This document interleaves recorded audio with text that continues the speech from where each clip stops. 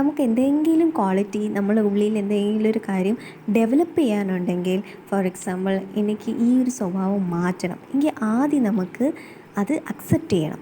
Okay, ഞാൻ എൻ്റെ ആ ഒരു സ്വഭാവത്തിനെ അക്സെപ്റ്റ് ചെയ്യുന്നു, അതിനുശേഷം I am ready to change. നമ്മൾ ആദ്യം എന്താണ് ചെയ്യുന്നത് അതിനെ അക്സെപ്റ്റ് ചെയ്തിട്ട് നമ്മളൊരു ചേഞ്ച് ചെയ്യാൻ റെഡി ആണെങ്കിൽ അതാണ് ആദ്യം നമ്മൾ കൊടുക്കുന്ന ഫസ്റ്റ് ഡോസ് ഓഫ് ലവ് ആയിരിക്കും. ഫോർ എക്സാമ്പിൾ, നമ്മൾ എന്തെങ്കിലും ഒരു പണി തുടങ്ങുമ്പോഴോ നമുക്ക് ചിലപ്പോൾ അത് കംപ്ലീറ്റ് ചെയ്യാൻ പറ്റില്ല അല്ലേ, അല്ലെങ്കിൽ നമ്മൾ പകുതി വഴി തന്നെ അത് ഉപേക്ഷിക്കും. അങ്ങനെ വരുമ്പം ആദ്യം തന്നെ അത് അക്സെപ്റ്റ് ചെയ്യുക.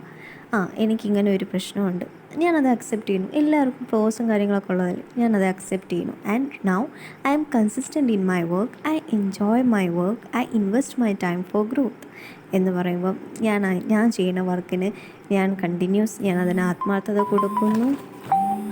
ചെയ്യുന്ന കാര്യം ഞാൻ അതിൽ കൺസിസ്റ്റൻ്റ് ആണ്. ഞാൻ എൻ്റെ സമയം ഗ്രോത്തിന് വേണ്ടി ഇൻവെസ്റ്റ് ചെയ്യുന്നു. ഞാൻ ചെയ്യുന്ന കാര്യം ഞാൻ വളരെ എൻജോയ് ചെയ്താണ് ചെയ്യുന്നത്. ഈ പറയുന്ന വാക്കുകൾ നമ്മളോട് തന്നെ പറയുമ്പോൾ അത് ഒരു മടങ്ങായിട്ട് നമുക്ക് തന്നെ ഒരു പോസിറ്റീവ് ഇമ്പാക്റ്റ് ഉണ്ടാവും. നമ്മൾ ആദ്യം സംസാരിച്ച് കോൺഷ്യസ് മൈൻഡിൽ നിന്ന് ഇത് സബ് കോൺഷ്യസ് മൈൻഡിലൂടെ എത്തിക്കഴിഞ്ഞാൽ പിന്നെ നമ്മൾ പോലും അറിയാതെ നമുക്ക് ഇതുവരെ ഡിലേ ആയിട്ടുള്ള എല്ലാ കാര്യങ്ങളും ഒന്നൊന്നായിട്ട് സ്റ്റെപ്പ് ബൈ സ്റ്റെപ്പ് നമുക്ക് ഫേവറിൽ വരും. ഇതേ ഫേവറിലാണ് സെൽഫ് ലവിൻ്റെ ആദ്യത്തെ പടി. അതുകൊണ്ട് മറ്റുള്ളവർക്ക് വേണ്ടി ഇനി വെയിറ്റ് ചെയ്യല്ലേ, സ്വയം തന്നെ അങ്ങോട്ട് സ്റ്റാർട്ട് ചെയ്തോളൂ. അപ്രിസിയേഷൻ, നമ്മൾ എന്തൊക്കെയാണോ മറ്റുള്ളവരിൽ നിന്ന് പ്രതീക്ഷിക്കുന്നത് അതൊക്കെ സ്വയം സ്റ്റാർട്ട് ചെയ്യുന്നതാണ് സെൽഫ് ലവിൻ്റെ ആദ്യത്തെ പടി. മാത്രമല്ല, ഇതിൻ്റെ ഏറ്റവും അവസാനം വളരെ ഇമ്പോർട്ടൻ്റ് ആയിട്ടൊരു പോയിൻറ്റും കൂടിയുണ്ട്. അതാണ് ഗ്രാറ്റിഫിക്കേഷൻ എന്ന് പറയും.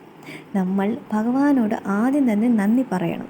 നമ്മളെ ആദ്യം തന്നെ നമുക്ക് തന്നതെല്ലാം അതിന് നന്ദി പറയണ്ടേ. എത്രത്തോളം നമ്മൾ തന്നതിന് നന്ദി പറയൂ, അതനുസരിച്ച് നമുക്ക് അതിൻ്റെ ഡബിൾ ആംപ്ലിഫൈഡ് ആയിട്ടായിരിക്കും നമുക്കത് തിരിച്ച് കിട്ടുക. അത് അനുഭവിച്ചറിയണമെങ്കിൽ അത് നമ്മൾ നമ്മൾ ടെസ്റ്റ് ചെയ്യണം. ഇതൊക്കെ ടെസ്റ്റ് ചെയ്ത് അനുഭവിച്ചു നോക്കൂ. എന്നിട്ട് കമൻറ്റ് ബോക്സിലിടും.